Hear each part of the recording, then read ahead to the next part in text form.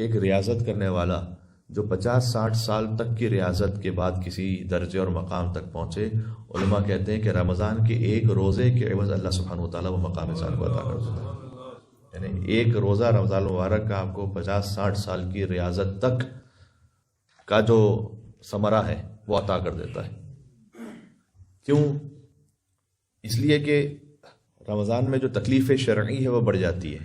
تکلیف شرعی کا مطلب، تکلیف کا مطلب یہاں اردو والی تکلیف نہیں ہے، یہ عربی والی تکلیف شرعی کا مطلب ہے رسپانسبلٹی۔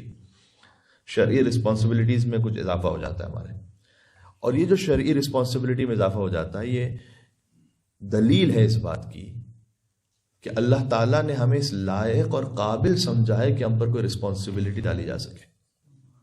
ہر ایک پہ نہیں ڈالی جاتی رسپانسبلٹی۔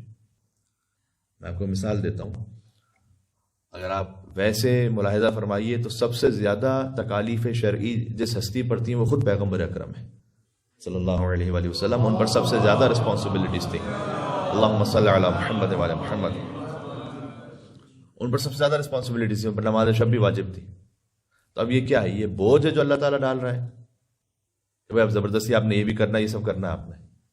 نہ، ہو سکتا ہے کہ سیکولر یا لبرل سوسائٹی میں دیکھا جائے تو یہ کہ اللہ سبحانہ و تعالیٰ کا عمل دخل کسی کی زندگی میں، God interference in personal life, اگر میں اس کو اس طرح سے کہوں تو وہ اس کو بوجھ سمجھے۔ لیکن یہاں جو معاملہ ہے حضور مکرم صلی اللہ علیہ وسلم کے ساتھ، یعنی اللہ سبحانہ و تعالیٰ نے پوری کائنات میں انہیں اس قابل و لائق سمجھا ہے کہ ان پر یہ ذمہ داری ڈالی جائے کہ نماز شب ان پر واجب ہے، باقی کسی کو اس لائق اور قابل نہیں سمجھا۔ تو جب اللہ تعالیٰ کو رسپانسبلٹی ڈالتا ہے اس کا مطلب یہ ہے کہ اس نے کوئی احترام دیا انسان کو۔ بات واضح ہو رہی ہے؟ حج پہ کیا ہوتا ہے؟ حج پر جیسے ہی آپ نے احرام پہنا تقریباً 20 چیزیں آپ پر حرام ہو گئیں۔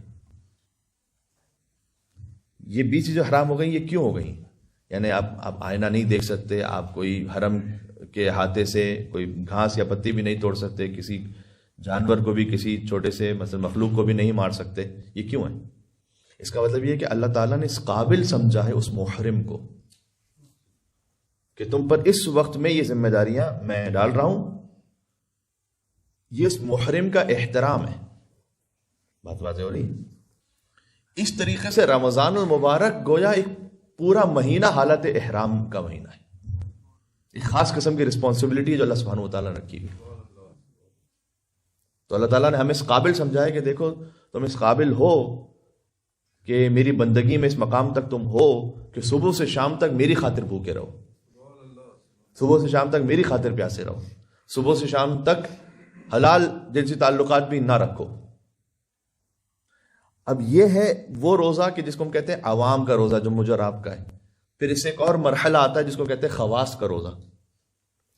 حتیٰ یہ کہ عوام کا جو روزہ ہے وہ بھی کم اہمیت نہیں رکھتا، وہ بھی بہت زیادہ اہمیت رکھتا ہے۔ یہ اتنی زیادہ اہمیت رکھتا ہے کہ اللہ تعالیٰ نے انبیاء پر جو کچھ فرض کیا تھا اور انہیں جس بات کا لائق سمجھا تھا اس کا آپ کو لائق سمجھا ہے۔ امام جعفر صادق علیہ السلام سے روایت ہے، اللہم صلی علی محمد وعلی محمد، امام نے فرمایا کہ اللہ تعالیٰ نے جو روزہ تھا وہ ماہ رمضان کا روزہ وہ تم پر فرض کیا۔ امام علیہ السلام نے اپنے اصحاب سے مخاطب کرتے ہوئے حدیث نقل بالمعنی یہ ہے کہ تم پر فرض کیا ہے، اور گزشتہ امتیں سعادت سے محروم تھیں۔ تو ان میں سے ایک جو سننے والے تھے ان کے ذہن میں سوال آیا قرآن کی آیت کی روشنی میں، یا ایھا الذین آمنوا کتب علیکم الصیام کما کتب علی الذین من قبلکم، کہ مولا قرآن میں تو یہ ہے کہ اے ایمان والوں تم پر روزہ فرض کیا گیا جس طرح سے تم سے پچھلی امتوں پر فرض کیا گیا تھا۔ اچھا، امتوں کا ترجمہ بھی دیکھیں، یوزولی یہی کر دیا جاتا ہے ترجمہ، یہ میری زبان سے امت کا لفظ نکل گیا، قرآن میں امت کا لفظ نہیں۔ کتب علیکم الصیام کما کتب علی الذین من، جس طرح تم سے پچھلے والوں پر روزہ فرض کیا گیا تھا۔ تو مولانا اس میں تو اللہ تعالیٰ قرآن میں یہ کہہ رہا ہے اور آپ یہ کہہ رہے ہیں کہ ہمیں سعادت حاصل ہوئی، گزشتہ امتوں کو سعادت حاصل نہیں ہوئی تھی۔ امام نے کہا کہ گزشتہ امتوں کو رمضان کے روزے کی سعادت نہیں تھی، گزشتہ انبیاء کو رمضان کے روزے کی سعادت تھی۔ تو وہ جو گزشتہ انبیاء کو سعادت اللہ نے عطا کی تھی وہ امت محمدی کو عطا کی ہے۔ یعنی اللہ تعالیٰ نے آپ کو اس قابل اور مجھ کو اس قابل سمجھا ہے کہ اتنا رسپانسبل بنائے کہ وہ جو گزشتہ انبیاء پر ذمہ داری رکھی وہ ہم پر رکھی۔